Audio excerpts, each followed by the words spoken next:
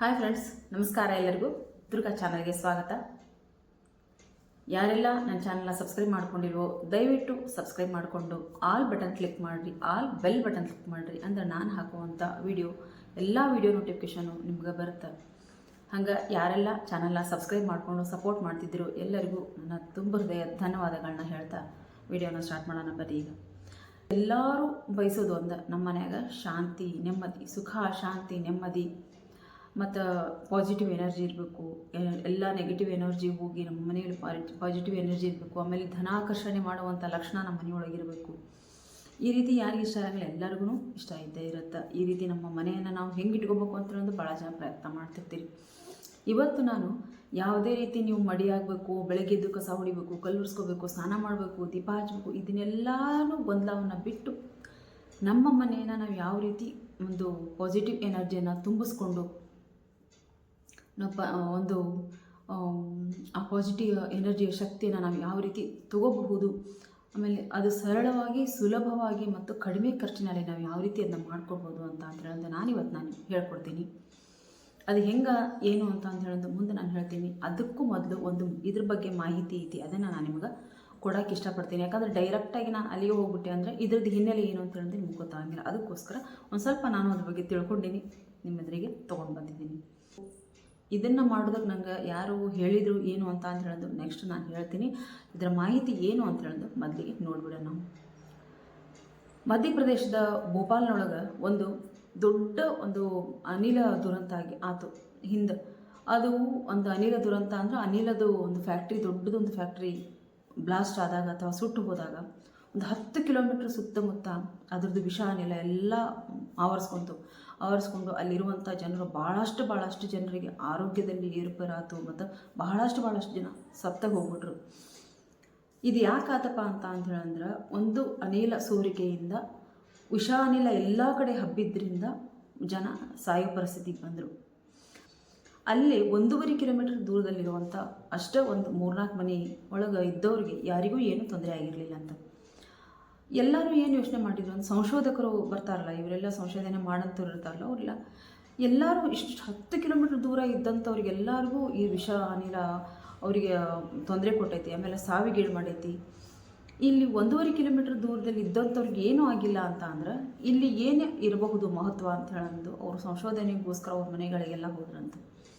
ಹೋದಾಗ ಅವರು ಅನಾದಿ ಕಾಲದಿಂದ, ಹಳೆಯ ಕಾಲದಿಂದ ಅವ್ರ ಮನೆಯಲ್ಲಿ ಒಂದೇ ಒಂದು ಹೋಮ ಮಾಡ್ಕೊತ ಬರ್ತಿದ್ರಂತ. ಅದು ಅಗ್ನಿಹೋತ್ರ ಹೋಮ ಅಂತೇಳಂದು ಮನೆಯಲ್ಲಿ ಅಗ್ನಿಹೋತ್ರವನ್ನು ಮಾಡ್ತಿದ್ರಂಥವ್ರು. ಪ್ರತಿದಿನ ತಪ್ಪದೇನೆ ಬೆಳಗ್ಗೆ ಸೂರ್ಯೋದಯಕ್ಕೆ, ಸಂಜೆ ಸೂರ್ಯಾಸ್ತಕ್ಕೆ ಪ್ರತಿದಿನ ತಪ್ಪದೇನೆ ಮಾಡ್ತಿದ್ರಂತ. ಇದನ್ನು ಯಾವುದೇ ರೀತಿ ಜಾತಿ ಭೇದ, ಮುಟ್ಟು, ಮೈಲಿಗೆ ಇದೆಲ್ಲದನ್ನು ಬಿಟ್ಟು ಇದೊಂದು ಹೋಮ ಮಾಡಬಹುದಾದಂಥ ಒಂದು ಹೋಮ ಆಗಿರ್ತೈತಿ ಇದು. ಅವರು ಆ ಹೋಮ ಮಾಡಕ್ಕೆ ಅವ್ರ ಸುತ್ತಮುತ್ತ ಇದ್ದಂಥ ಎಲ್ಲ ಒಂದು ಪರಿಸರ ಶುದ್ಧವಾಗಿತ್ತಂತ. ಹಾಗಾಗಿ ಆ ವಿಷ ಅನಿಲ ಅವ್ರಿಗೇನೂ ತೊಂದರೆ ಮಾಡಲಿಲ್ಲ ಅಂಥೇಳಂದು ಸಂಶೋಧನೆಯಿಂದ ತಿಳಿದು ಬಂದೈತಿ.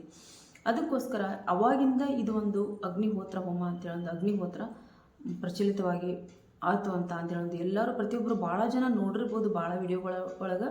ನಾನು ಅದ್ರ ಬಗ್ಗೆ ತಿಳ್ಕೊಂಡಿದ್ದೆ, ಆದರೆ ಅಷ್ಟು ನಾವೇನು ಮಾಡ್ತಿದ್ವಿ, ನಾನ್ ವೆಜ್ ಮಾಡ್ತಿದ್ವಿ. ಮತ್ತು ಈ ಮುಟ್ಟು ಮೈಲಿಗೆ ನಾನು ಒಬ್ಬಕ್ಕೆ ಪೂಜೆ ಮಾಡೋಕ್ಕೆ ನಮ್ಮ ಮನೆಯಾಗ ಪೂಜೆ ಮಾಡೋಂಗಿಲ್ಲ. ಮನೆಗೆ ಬೆಳಗ್ಗೆ ಎದ್ದು ದೀಪ ಹಚ್ತಾರೆ. ಬೆಳಗ್ಗೆ ಸೂರ್ಯೋದಯಕ್ಕಂದ್ರೆ ನಮ್ಮ ಮನೆಯಾಗಲಿ ದೀಪ ಹತ್ತಿರ್ತೈತಿ, ಇಲ್ಲ ಅನ್ನಂಗಿಲ್ಲ. ಬೆಳಗ್ಗೆ ಎದ್ದು ದೇವರಿಗೆ ದೀಪ ಹಚ್ಚಿ ನಮಸ್ಕಾರ ಮಾಡಿ ಹೋಗ್ತಾರೆ. ಆದರೆ ಪೂಜೆ ಎಲ್ಲ ಮಾಡೋದು ನಾನು.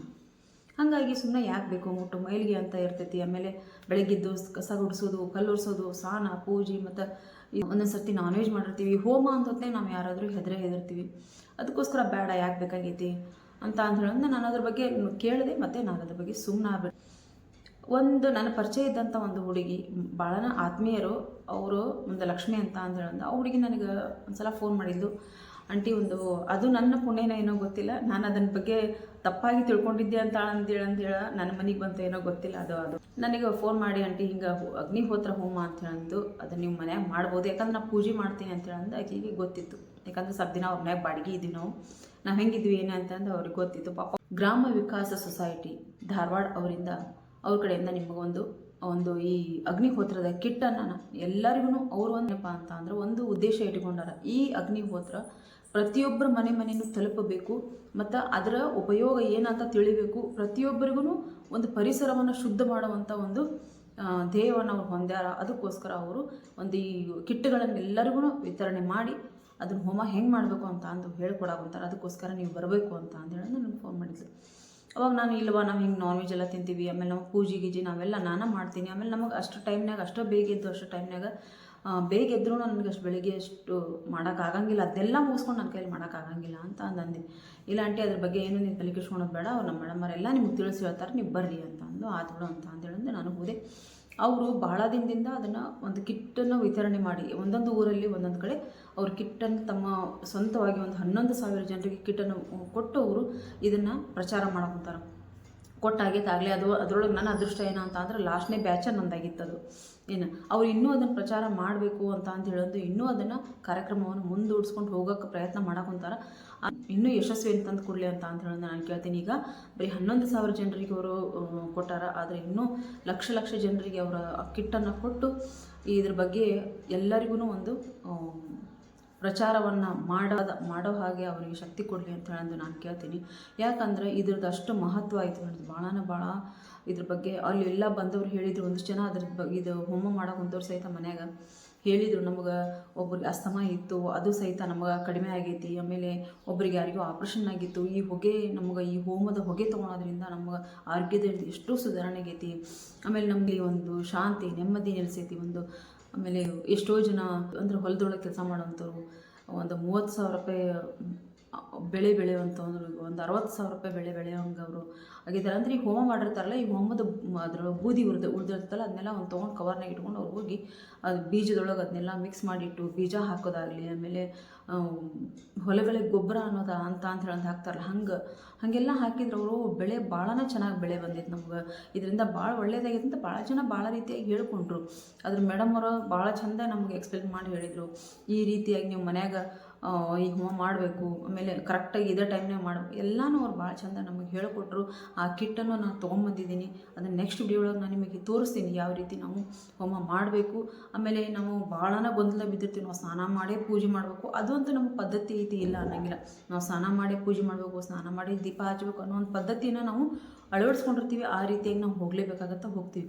ಆದರೆ ಇದಕ್ಕೆ ಯಾವುದೇ ರೀತಿ ನಮಗೆ ಪದ್ಧತಿ ಇಲ್ಲ. ಬೆಳಗ್ಗೆ ಬೇಗ ಎದ್ದು ಒಂದು ಸ್ವಲ್ಪ ಈಗ ನಾವು ಅವ್ರು ಏನಂತಾರೆ, ಇವು ಕಸ ಹೊಡಿಯೋದು ಬೇಡ, ಕಲ್ಲು ಒರ್ಸೋದು ಬೇಡ, ಏನು ಬೇಡ, ನೀವು ಹಂಗೆ ಕುತ್ಕೊಂಡು ಬೆಳಗ್ಗೆ ಎದ್ದು ಸೂರ್ಯೋದಯಕ್ಕೆ ನಾವು ಹೋಮ ಮಾಡಿದರೆ ಸಾಕು ಅಂತ ಹೇಳ್ತಾರೆ. ಆದರೆ ನಮ್ಮ ಮನಸ್ಸಿನ ಸಮಾಧಾನಕ್ಕೋಸ್ಕರ ಆದ್ರೆ ನಾವು ಒಂಚೂರು ಬೆಳಗ್ಗೆ ಎದ್ದು ಹಾಳು ಕಸನಾದರೂ ತೆಗೆಯೋದಲ್ಲ, ಬೆಳಗ್ಗೆ ಎದ್ದು ಒಂದು ಸ್ವಲ್ಪ ಹಾಳು ಕಸ ತೆಗೆದು ಸ್ವಲ್ಪ ನಾವು ಹೋಮ ಮಾಡಿಕೊಂಡ್ರೆ ನಮ್ಗೆ ಇನ್ನೂ ಪಾಸಿಟಿವ್ ಎನರ್ಜಿ ಜಾಸ್ತಿ ಆಗುತ್ತೆ ಅಂತ ಹೇಳೋದು ನನ್ನ ಅನಿಸಿಕೆ ಐತಿ. ಅದಕ್ಕೋಸ್ಕರ ನಾನಿವತ್ತು ಒಂದು ಸ್ವಲ್ಪ ಅದನ್ನೇ ನಿಮ್ಗೆ ಅದ್ರ ಬಗ್ಗೆ ಒಂದು ಸ್ವಲ್ಪ ತಿಳಿಸ್ಬೇಕು ಅಂತ ಹೇಳೋದು ಅನ್ನಿಸೋದಕ್ಕೆ ನಾನು ನಿಮ್ಗೆ ಇವತ್ತಿನ ತಿಳಿಸ್ಕೊಟ್ಟಿನಿ. ನೆಕ್ಸ್ಟ್ ವಿಡಿಯೋ ಒಳಗೆ ನಾನು ಯಾವ ರೀತಿ ಅದನ್ನ ನಾನೀಗ 2 ದಿನ ನಾವು ಹೋಮ ಮಾಡಾಕೊಂತೀವಿ ಮನ್ಯಾಗ, ಬೆಳಗ್ಗೆ ಮತ್ತು ಸಾಯಂಕಾಲ ಅದನ್ನ ಯಾವ ರೀತಿ ನಾವು ಹೋಮ ಮಾಡಬೇಕು ಮತ್ತು ಅದಕ್ಕೆಲ್ಲ ಏನೇನೆಲ್ಲ ಬೇಕು ಮತ್ತು ಅದೆಲ್ಲ ಎಲ್ಲಿ ಸಿಗುತ್ತೆ ಅದು. ಆಮೇಲೆ ಈಗ ಅವರಂತೂ ನಮಗೆ ಫ್ರೀಯಾಗಿ ಕೊಟ್ಟರು. ನಿಜ ಹೇಳ್ಕೊಂಡು ನಾನು ಅದೃಷ್ಟ ಅಂತ ಅಂದ್ಕೊಳ್ತೀನಿ. ಅದ್ರ ಬಗ್ಗೆ ನಾನು ತಪ್ಪಾಗಿ ಕಲ್ಪನೆ ಇಟ್ಕೊಂಡಿದ್ದೆ. ನಾನು ಮಡಿ ಬೇಕು, ಅದು ಬೇಕು, ಇದು ಬೇಕು, ನಮಗೆ ಯಾಕೆ ಬೇಕು ಅಂತ ನಾನು ಸುಮ್ಮನೆ ಇದ್ದೆ. ಅದು ಇದು ಯಾವುದೂ ಬೇಡ, ನೀವು ಬಂದು ಹೋಮ ಮಾಡು ಅಂತ ಅಂತೇಳಂದು ಏನೋ ನನಗೆ ಅಲ್ಲಿ ಕರೆಸ್ದಂಗೆ ಆಯ್ತು. ಅದು ಒಂದು ನನ್ನ ಅದೃಷ್ಟ, ನನಗದು ಫ್ರೀಯಾಗಿ ನನಗೆ ಕಿಟ್ ಸಿಕ್ತು. ಇದೆಲ್ಲ ಎಲ್ಲಿ ಸಿಗುತ್ತಾ ಮತ್ತು ಅದಕ್ಕೆ ಏನೇನೆಲ್ಲ ಬೇಕು ಮತ್ತು ಹೆಂಗೆ ಮಾಡಬೇಕು ಅಂತ ಹೇಳೋದು ನಾನು ನೆಕ್ಸ್ಟ್ ವಿಡಿಯೋಳಗೆ ಪೂರ್ತಿಯಾಗಿ ವಿವರವಾಗಿ ನಿಮಗೆ ಅದನ್ನ ಹೇಳ್ಕೊಡ್ತೀನಿ. ಎಲ್ಲರೂ ಒಂದು ಈ ಅಗ್ನಿಹೋತ್ರ ಹೋಮವನ್ನು ಮನೆಯಲ್ಲಿ ಮಾಡೋದು ಭಾಳ ಒಳ್ಳೆಯದು ಅಂತ ಹೇಳೋದು ನಾನು ಹೇಳ್ತೀನಿ. ಮೇಡಮ್ ಅವರಿಗೆ ನನ್ನ ಕಡೆಯಿಂದ ತುಂಬ ಹೃದಯ ಧನ್ಯವಾದಗಳನ್ನ ಹೇಳ್ತೀನಿ. ಮೇಡಮ್ ಅವರಿಗೆ ನನ್ನ ಕಡೆಯಿಂದ ತುಂಬ ಹೃದಯ ಧನ್ಯವಾದಗಳನ್ನ ಹೇಳ್ತೀನಿ. ಮತ್ತೊಳ್ಳಿ ಅವರು ಈಗ ನಾನು ಹೇಳಿಬಿಟ್ಟು ಗ್ರಾಮ ವಿಕಾಸ ಒಂದು ಸೊಸೈಟಿ ಧಾರವಾಡ ಅಂತ ಹೇಳೋದು, ಮತ್ತು ಅವ್ರಿಗೆ ಹೋಗಿ ಎಲ್ಲರಿಗೂ ಫ್ರೀ ಕಿಟ್ ಕೊಡ್ರಿ ಅಂತ ಹೇಳೋದು ಮತ್ತೆ ಸುತ್ತಮುತ್ತ ಇದ್ದವ್ರು ಕೇಳಕ್ಕೆ ಹೋಗ್ಬಿಟ್ಟು, ಯಾಕಂದ್ರೆ ಅವ್ರು ಒಂದು 11,000 ಜನರಿಗೆ ಕೊಡಬೇಕು ಅಂತ ಹೇಳೋದು ಇತ್ತು. ಅದು ನಮ್ಮದೇ ಒಂದು ಲಾಸ್ಟ್ ಬ್ಯಾಚ್ ಆಗಿತ್ತು. ಅದು 11,000ಕ್ಕೆ ಲಾಸ್ಟ್ ಬ್ಯಾಚ್ ನಮ್ಮದಾಗಿತ್ತು. ಅದಕ್ಕೆ ನಾನು ಹಿಂದಿದ್ದು ನಾನು ಒಂದು ಅದೃಷ್ಟವಂತಲು ಅಂತ ಹೇಳಿದ ಅವತ್ತು ಹೋಗಿ ನಾನು ಹೋಮದಿದ್ದೀನಿ, ಕಿಟ್ಟನ್ನು ಇಸ್ಕೊಂಬಂದಿದ್ದೀನಿ. ಅವ್ರು ಏನೇನೆಲ್ಲ ಕೊಟ್ಟಾರ ಮತ್ತು ಹೆಂಗೆ ಅದ್ರ ಬಗ್ಗೆ ಹೋಮ ಮಾಡಬೇಕು ಅಂತ ಹೇಳೋದು ನಾನು ಹೇಳ್ತೀನಿ. ಅದನ್ನ ಅವರು ಒಂದು ನನಗೆ ಅಲ್ಲಿ ಕರೆಸಿ ಒಂದು ಕಿಟ್ ಅಂತ ಕೊಟ್ಟಿದ್ದಲ್ಲ, ಅದು ನನಗೆ ಗಿಫ್ಟಾಗಿ ನನಗೆ ಮನೆಗೆ ಬಂದಿತ್ತು ಅಂತ ನಾನು ತಿಳ್ಕೊಂಡಿನಿ. ಈ ಹೋಮ ಮಾಡೋದ್ರಿಂದ ನಮ್ಗೆ ಸುತ್ತಮುತ್ತಲ ಪರಿಸರ ಎಲ್ಲ ಒಂದು ಶುದ್ಧ ಆಕತಿ. ಮತ್ತು ಈ ಒಂದು ಮಾಡಿದಂಥ ಹೋಮದ ಒಂದು ಬೂದಿನ ನಾವು ತೊಗೊಂಡು ಹೋಗಿ ನಮ್ಮ ಗಿಡಗಳಿಗೆ ಆಗಲಿ, ಆಮೇಲೆ ಹೊಲಗಳಿಗಾಗಲಿ ಹಾಕಿದ್ರಾಗಲಿ ಅಭಿವೃದ್ಧಿ ಕಾಣ್ತೈತಿ. ಆಮೇಲೆ ನಾವೇನಾದರೂ ನಾವು ಇಲ್ಲೇ ಕೂತ್ಕೊಂಡು ಈ ಹೋಮ ಮಾಡಬೇಕು ಅಂತ ಅಂದಿಲ್ಲ, ನಾವು ಹಾಲ್ನಾಗಾದರೂ ಕೂತ್ಕೋಬೋದು, ಅಡುಗೆ ಮನೆಯಾಗಾದರೂ ಕೂತ್ಕೋಬೋದು, ನಮ್ಮ ರೂಮ್ನಲ್ಲಾದರೂ ನಾವು ಕೂತ್ಕೊಂಡು ಹೋಮ ಮಾಡ್ಬೋದು. ಯಾವ ರೀತಿ ನಮ್ಮ ಅಂಗಡಿಗಳಲ್ಲೂ ನಾವು ಏನಾದರೂ ನೀವು ಶಾಪ್ ಇಟ್ಟಿರ್ತೀರಿ, ಅಲ್ಲಿ ಕೂತ್ಕೊಂಡು ನೀವು ಹೋಮ ಮಾಡೋದು, ಹೊಲದಲ್ಲಿ ಕೂತ್ಕೊಂಡು ನೀವು ಹೋಮ ಮಾಡ್ಬೋದು. ಯಾವುದೇ ರೀತಿ ಇದು ಇಲ್ಲೇ ಕೂತ್ಕೊಂಡು ಮಾಡಬೇಕು, ಇದೇ ಪದ್ಧತಿಯಲ್ಲಿ ಮಾಡಬೇಕು ಅಂತ ಯಾವುದೇ ರೀತಿ ಏನು ಇದೇ ಇಲ್ಲ, ಇದಕ್ಕೆ ರಿಸ್ಟ್ರಿಕ್ಷನ್ ಇಲ್ಲ, ಪದ್ಧತಿ ಇಲ್ಲ. ನಾವು ಎಲ್ಲಾದರೂ ಕೂತ್ಕೊಂಡು ಈ ಹೋಮ ಮಾಡ್ಬೋದು. ಆದ್ರೆ ಸೂರ್ಯ ಹುಟ್ಟೋ ಟೈಮಲ್ಲಿ, ಸೂರ್ಯ ಮುಳುಗೋ ಟೈಮಲ್ಲಿ, ಎರಡೇ ಟೈಮಲ್ಲಿ ಈ ಹೋಮನ ನಾವು ಮಾಡಬೇಕು. ಅದನ್ನು ನಾನು ನೆಕ್ಸ್ಟ್ ವಿಡಿಯೋದಲ್ಲಿ ನಾನು ನಿಮ್ಗೆ ಹೇಳ್ಕೊಡ್ತೀನಿ. ಇದ್ರ ಬಗ್ಗೆ ಇನ್ನಷ್ಟು ನೀವು ತಿಳ್ಕೊಳಕ್ಕೆ ಆಸಕ್ತಿ ಇತ್ತು ಅಂದರೆ ಏನಾದರೂ ಕಮೆಂಟ್ ಬಾಕ್ಸಲ್ಲಿ ಕಮೆಂಟ್ ಹಾಕಿದ್ರೆ ಕಮೆಂಟ್ ಹಾಕಿರಿ, ನಾನು ಅದಕ್ಕೆ ಉತ್ತರ ಕೊಡ್ತೀನಿ. ನೆಕ್ಸ್ಟ್ ವಿಡಿಯೋಳಗೆ ಮಾತ್ರ ಪಕ್ಕ ನಾನು ಏನೇನೆಲ್ಲ ಅವ್ರು ನಮಗೆ ಕಿಟ್ ಕೊಟ್ಟರು ಮತ್ತು ನಾನು ಯಾವ ರೀತಿ ಹೋಮ ಮಾಡ್ತೀವಿ ಮನ್ಯಾಗ ಅಂತ ಹೇಳಿದ್ರೆ ನಾನು ನಿಮ್ಗೆ ನೆಕ್ಸ್ಟು ಹೋಮ ಮಾಡೋದನ್ನು ತೋರಿಸ್ತೀನಿ. ಮತ್ತು ಅವ್ರು ಏನೆಲ್ಲ ಕಿಟ್ ಕೊಟ್ಟಿದ್ದಾರೆ, ಹೆಂಗೆ ಮಾಡಬೇಕು ಅನ್ನೋದನ್ನು ನಾನು ನಿಮ್ಗೆ ಹೇಳ್ಕೊಡ್ತೀನಿ. ಅಲ್ಲಿವರೆಗೂ ಎಲ್ಲರೂ ವಿಡಿಯೋ ನೋಡ್ತಾಯಿರಿ, ಹಾಗೆ ಸಪೋರ್ಟ್ ಮಾಡ್ತಾಯಿರಿ. ವಿಡಿಯೋ ಇಷ್ಟ ಆದರೆ ಏನು ಮಾಡಬೇಕು, ಒಂದು ಲೈಕ್ ಮಾಡಬೇಕು, ಶೇರ್ ಮಾಡಬೇಕು, ಕಮೆಂಟ್ ಬಾಕ್ಸಲ್ಲಿ ಕಮೆಂಟ್ ಹಾಕಬೇಕು.